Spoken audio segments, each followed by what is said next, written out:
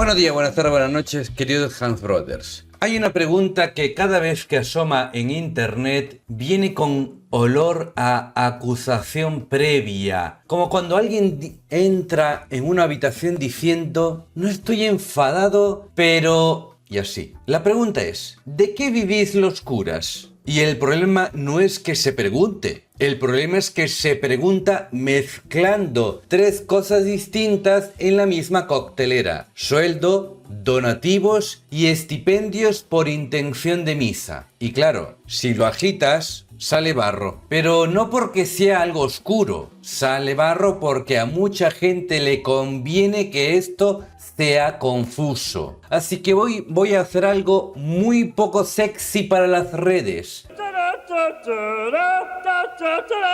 pero muy útil para adultos funcionales. Abrir el Código de Derecho Canónico y ponerlo encima de la mesa, porque el código no empieza diciendo a ver cómo montamos un negocio. Pues no, empieza diciendo ¿para qué quiere tener bienes la Iglesia? Para el sustento honesto de sus ministros, para el culto y para la caridad, como señala el canon 1254, parágrafo 2. Por tanto, no es tarifa, tarifa, tarifa. No. Además, también corta de raíz la película de se paga por los sacramentos, porque hay un canon que prohíbe pedir por ellos fuera de lo que determine la autoridad competente y manda que el pobre no se quede fuera por no tener dinero. ¿Dónde? Canon 848. Así es que no hay mercadillo de gracia, hay que dar por finalizado ese show. Además, hablo desde España con ejemplos de aquí cuando toque, pero el armazón que vamos a usar es el mismo para un sacerdote en Valencia o en Lima, porque el Código de Derecho Canónico es universal. Lo que cambia no es la norma, lo que cambia es el modelo civil y económico con el que se aplica. Así que si alguien viene buscando morbo, hoy se va a encontrar algo peor: claridad. Vamos a separar los tres cajones y cuando estén separados ya se puede discutir con seriedad, sin gritos, sin memes y sobre todo, sin cuentos. Así es que, vamos para allá. Bien, antes de hablar de sueldos, ofrendas o estipendios, hay que hacer una cosa que en internet se evita con una habilidad casi sobrenatural: mirar el objetivo. Porque el código no trata el dinero como un tema tabú, ni como tema fetiche. Lo trata como lo que es: un medio para que la Iglesia haga lo que tiene que hacer, sin chantajes, sin trapicheos y sin que el cura acabe viviendo como un héroe romántico del hambre. El punto de partida es de una claridad incómoda. Dice el canon 1254, parágrafo 2. Fines propios son principalmente los siguientes: sostener el culto divino, sustentar honestamente al clero y demás ministros, y hacer las obras de apostolado sagrado y de caridad, sobre todo con los necesitados. Aquí ya se cae el mito. No es la Iglesia tiene dinero porque le gusta el dinero. Gracias, me gusta el dinero. No, es la Iglesia necesita medios para el culto, para sus ministros y para la caridad. Y fíjate en el adverbio: honestamente. No dice lujosamente, no dice a costa de lo que sea, dice honestamente. Y además, esto no se apoya en que al cura le caiga bien a la gente o en que la parroquia esté de moda. No, el código reconoce un derecho y al mismo tiempo un deber.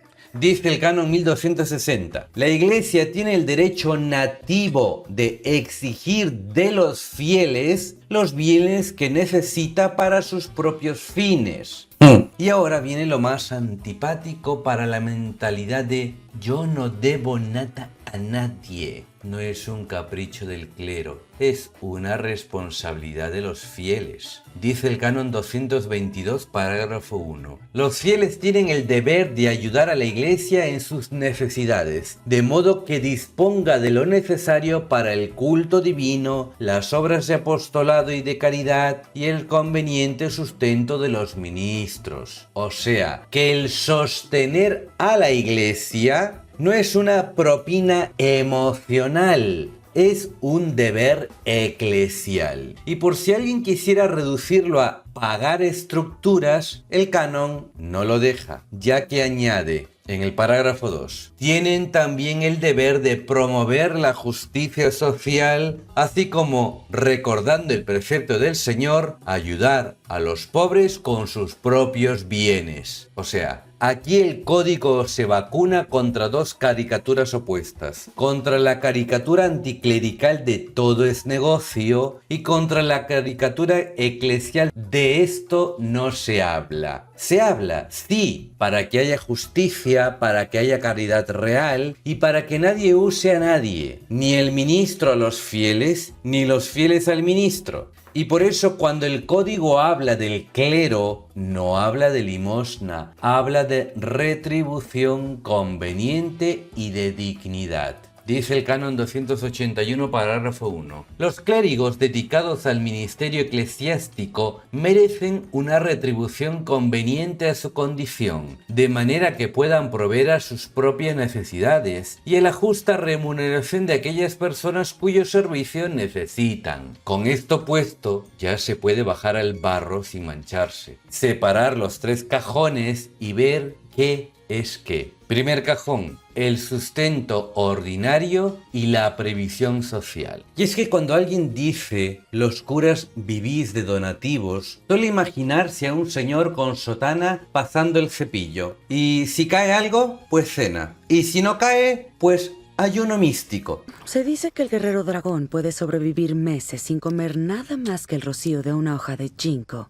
y la energía del universo.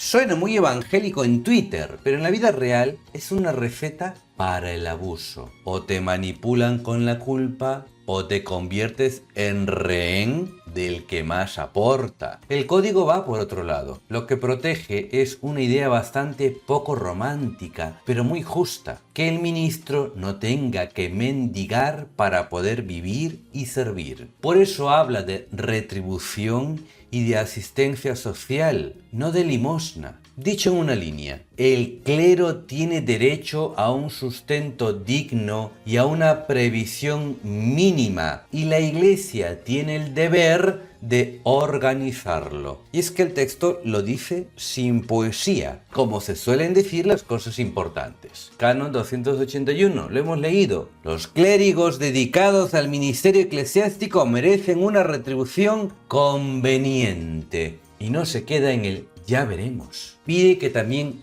gocen de asistencia social para enfermedad, invalidez o vejez. ¿Todo el mundo quiere todo regalado?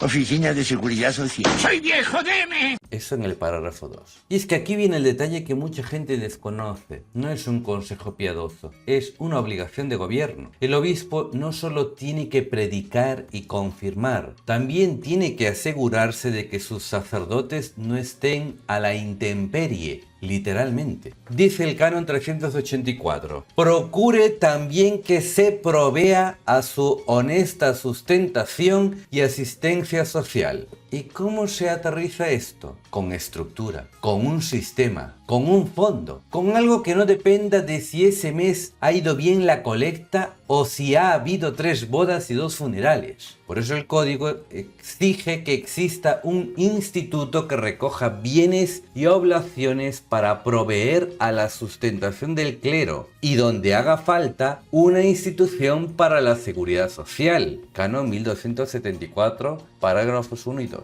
Ahora, por ejemplo, en Valencia, la propia diócesis afirma que los sacerdotes cobran el salario mínimo interprofesional, con complementos de antigüedad y 2 pagas extras. Cotizan por ese mínimo y al jubilarse reciben la pensión mínima de la Seguridad Social. Obviamente, eso es en España y no es una plantilla universal. En cambio, en Latinoamérica, muchas veces el encaje civil y la economía local hacen que la implementación sea distinta. Pero el núcleo jurídico no cambia. El derecho a la sustentación digna del Canon 281, el deber de gobierno del obispo del 384 y la obligación de crear mecanismos eclesiales de 1274, esos siguen siendo obligatorios. Lo que cambia es el traje, el esqueleto es el mismo. Y aquí ya se ve por qué mezclarlo todo es tramposo, porque si yo confundo sueldo con donativo, puedo insinuar viven de la gente como si esto fuera un chiringuito. Pero si lo separo, lo que aparece es un sistema de justicia mínima para que el ministerio no se sostenga con presión emocional, ni con favores, ni con silencios incómodos. Una cosa es el sustento ordinario, otra lo que la comunidad aporta libremente para sostener la misión.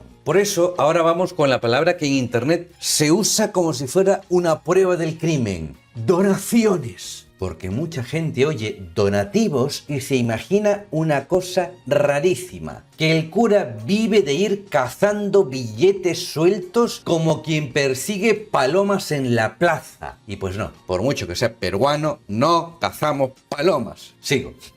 Los donativos en el derecho canónico no son una hucha personal ni un pago encubierto. Son aportaciones de los fieles para sostener los fines concretos de la Iglesia y están reguladas precisamente para que no se conviertan en abuso ni en arbitrariedad. Primero, lo básico. El fiel es libre, dice el Canon 1261, parágrafo 1. Los fieles tienen libertad para aportar bienes temporales en favor de la Iglesia. Libres, libertad. Eso corta de raíz la caricatura de te obligan.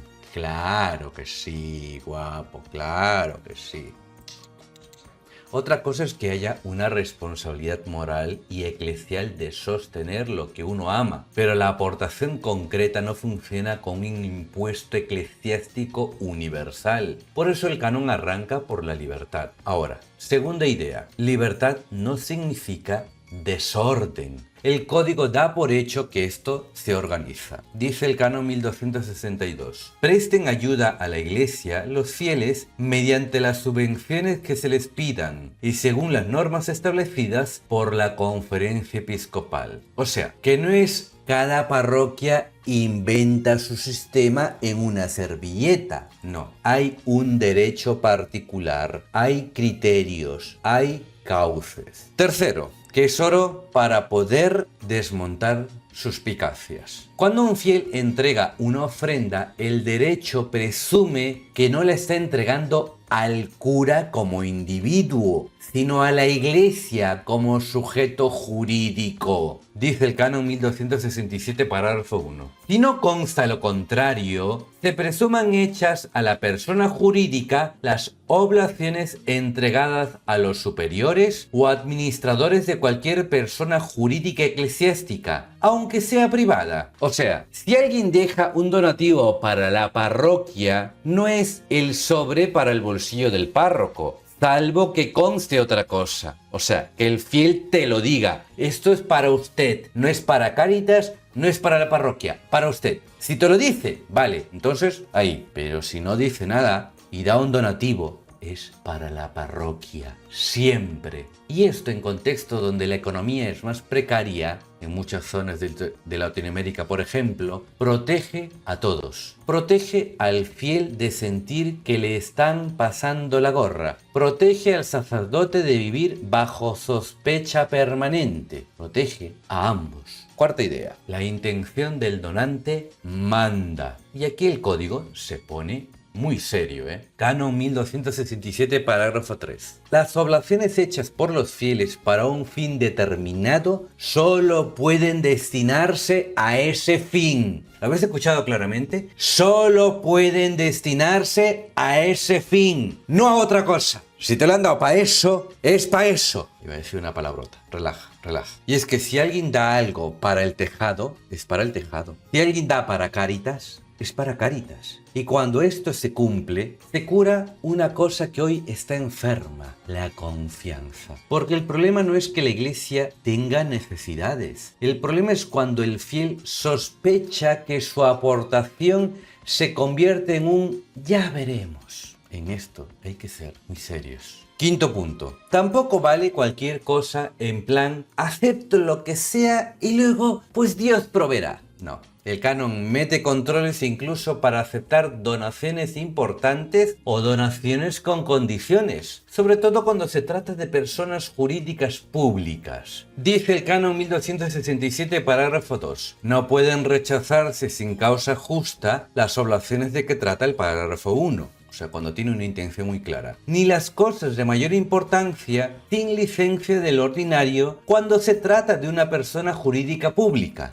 Se requiere la misma licencia para aceptar las que estén grabadas por una carga modal o una condición, quedando firme lo prescrito en el canon 1295, que luego veremos. O sea, si alguien ofrece dinero con una condición tóxica, te doy esto si haces esto otro, el derecho está armado para decir no, gracias. Y para obligar a discernir con licencia del ordinario cuando el asunto es serio. O sea, aquí no vale todo. Está por encima la libertad de la iglesia. Más todavía, sexta idea que hay que tener presente. Las colectas también se encuadran. El obispo puede mandar una colecta especial para obras determinadas y que se envíe a la curia diocesana, como señala el canon 1266. Y para evitar el circo de cuestaciones por libre, se prohíba hacerlas sin licencia escrita y se deja a la conferencia episcopal la posibilidad de dictar normas incluso para quienes tienen tradición mendicante, como señala el canon 1265. Es más, ahora viene la frase que a muchos les sorprenderá porque el código no es ingenuo. Los fieles tienen derecho a unas cuentas claras. Dice el canon 1287, parágrafo 2. Los administradores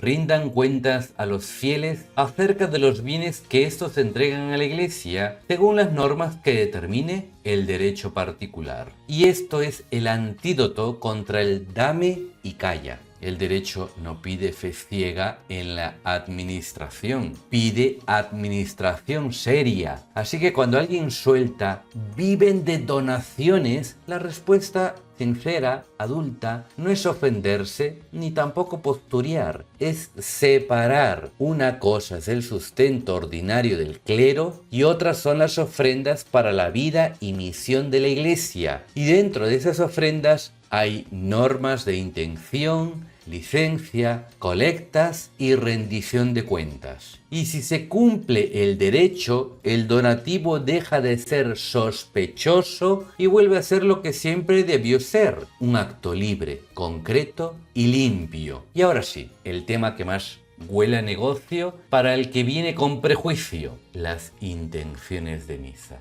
Y es que ahora entramos en campo minado, porque aquí es donde mucha gente piensa, vale, aquí está el negocio. Y lo entiendo. Si a alguien le suena que se paga una misa, automáticamente le saltan dos alarmas a la vez. El de la simonía y la del mercadeo de lo sagrado. Pero el derecho canónico no se pone nervioso. Hace dos cosas muy sensatas. Primero, reconoce una práctica legítima y segundo, le pone frenos muy serios para que no se deforme. Empieza por la idea básica, el estipendio no compra la misa no se vende. Lo que se ofrece es una aportación para que se aplique una intención concreta y a la vez para sostener la vida de la iglesia. Por eso el código lo formula en términos de ofrenda y de aplicación, no de tarifa. Dice el canon 945, parágrafo 1. Es lícito a todo sacerdote aceptar la ofrenda para aplicar la misa por una intención determinada y justo después corta la tentación de convertirlo en si no hay dinero, no hay misa, ya que también prevé que el sacerdote aplique intenciones aunque no haya ofrenda. Oye, que si alguien no trae el dinero porque no tiene cambio, porque se ha dejado la cartera o porque a saber,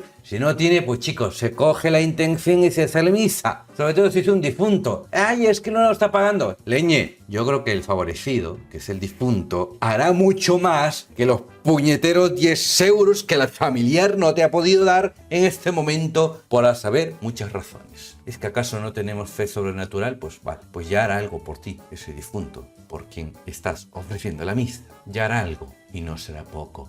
O sea, me quiero relajar de verdad porque este tema me pone intenso. Bueno, aquí viene ahora el segundo punto, que es el que revienta el tono de mercadillo. El canon más anticomercio de toda esta sección. Dice el canon 947. Evítese hasta la más pequeña apariencia de negociación o comercio. Ese canon no está para quedar bien, está para que el sacerdote no juegue con ambigüedades, no negocie, no haga de la intención un producto y no alimente la sospecha con comportamientos de vendedor de segunda mano. Es decir, aunque alguien ofrezca, el sacerdote no actúa como comerciante, actúa como ministro. Es más, el código obliga a separar intenciones con claridad. Una misa por una intención. No un pack familiar metido en el mismo sobre porque así sale más rentable. Hombre, no. Es más, el derecho pone límites prácticos incluso cuando el sacerdote celebra más de una misa en un día, para que nadie piense que esto es cuantas más mejor. La lógica es, se puede aplicar cada una por una intención por la que se ofreció la ofrenda, pero el mismo código limita la apropiación de estipendios cuando hay más de una misa en el día, con la excepción del día de Navidad, y manda destinar los demás a los fines que determine el ordinario, como señala el canon 951, parágrafo 1. Yo os lo digo de verdad,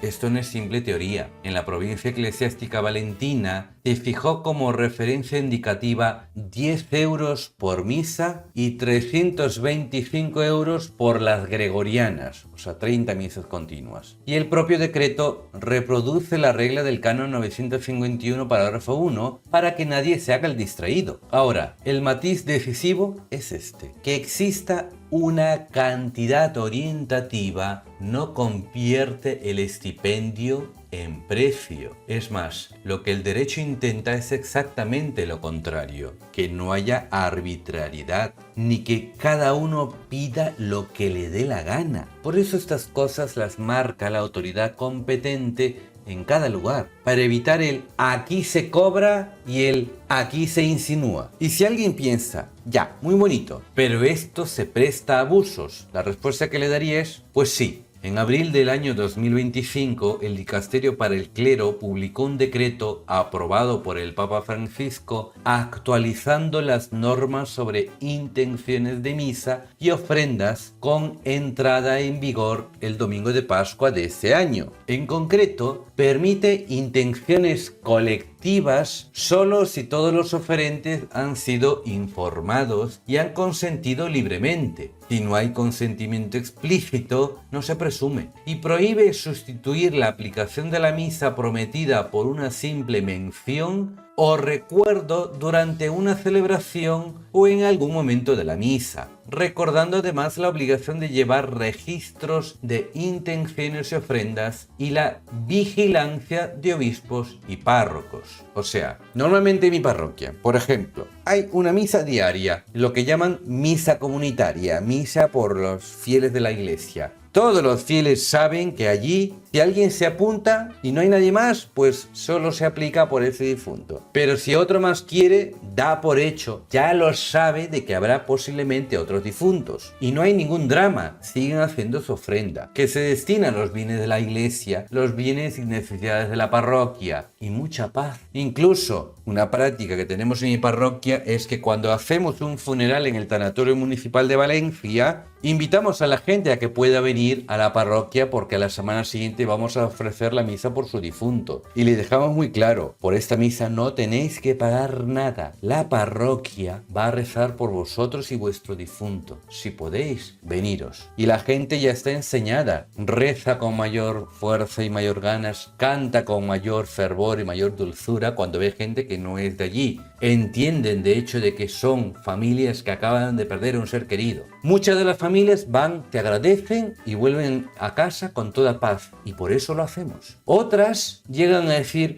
quiero dejar un donativo. Y te dejan un donativo. Pues muy bien, se incluye entre las intenciones de misa de ese día. Y ya está. Y tanta paz y gloria y felicidad en el sentido de que lo que se busca es no convertirlo en un comercio, hacer caso a lo que nos va indicando la Iglesia, pero sobre todo que los sacramentos sigan siendo eso, sacramentos que nos sostengan en nuestra vida cotidiana. Cierro paréntesis, ¿vale? Pero, a ver, lo digo para que se tenga en cuenta de que no todo es perverso como algunos lo venden. Pues no. Nosotros no somos ni lo más santo, ni lo más listo, ni lo más estrategas. Somos gente normal. Y esto lo hace mucha gente, ¿vale? Y es que hay que volver a caer en la cuenta de que el estipendio no es comprar gracia. Es una práctica legítima, cercada por prohibiciones y límites para que no se convierta en negocio ni en chantaje. Y el que lo convierte en un negocio no se está aprovechando de un vacío legal. Está chocando de frente con la letra y el espíritu del derecho. Y ahí sí que hay que tener las cosas muy claras. Porque es donde más se enciende la gente. Es que se paga por bautizo, se paga por boda, se paga por funeral. Y como suena tarifa, muchos ya dan el veredicto sin juicio. Esto es un negocio. A ver, el derecho canónico, por su parte, pone una norma muy seca. El ministro no puede pedir lo que le dé la gana. La frase clave es esta. Dice el canon 848. Fuera de las oblaciones determinadas por la autoridad competente, el ministro no debe pedir nada por la administración de los sacramentos y ha de procurar siempre que los necesitados no queden privados de la ayuda de los sacramentos en razón de su pobreza. O sea, si hay una ofrenda fijada por quien tiene competencia,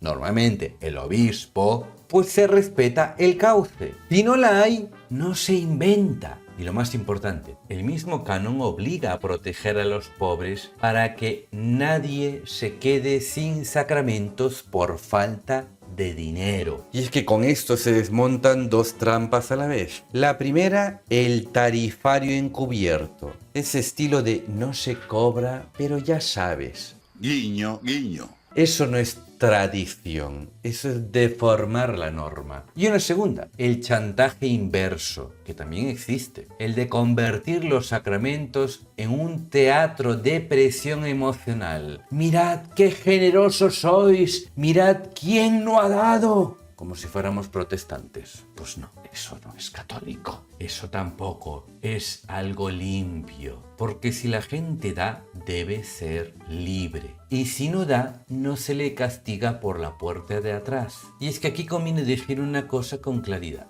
Una ofrenda no es un precio. Un precio compra un servicio. Una ofrenda sostiene una misión. El problema es cuando se actúa como si fuera precio, cuando se exige, cuando se negocia, cuando se deja caer que sin dinero hay menos iglesia, menos luces, menos limpieza. Hombre, no. Ahí no hay realismo pastoral, hay una bomba de escándalo con mecha corta. Con esta base ya se entiende por qué es tan tramposo mezclarlo todo. Porque una cosa es la vida ordinaria del sacerdote y la organización diocesana de su sustentación, y otra cosa es la aportación voluntaria para el sostenimiento de la parroquia. Y otra cosa muy distinta es lo que pasa con las intenciones de misa. Si se confunde todo, cualquiera puede gritar ¡negocio! ¡negocio! Si se separa, aparece una cosa bastante menos jugosa, pero mucho más real. Normas, límites y un principio que no admite bromas. Nadie queda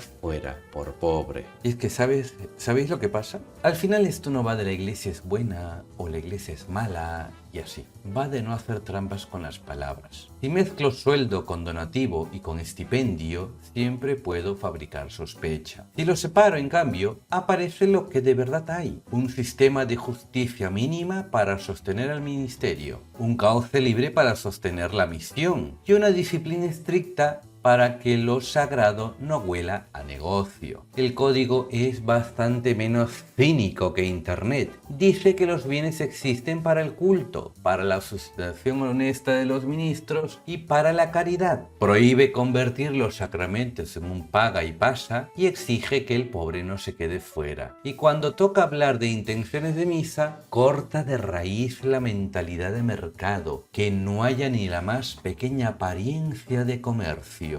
Así que si alguien quiere discutir esto en serio, que discuta con normas, no con memes. La iglesia no necesita cuentos, necesita reglas claras y personas que las cumplan. Y cuando eso se cumple, lo que queda no es un negocio, lo que queda es una comunidad que puede celebrar, servir y cuidar sin chantajes, sin tarifas y sin teatro. Y ya está. Amén, hermano. Y se acabó.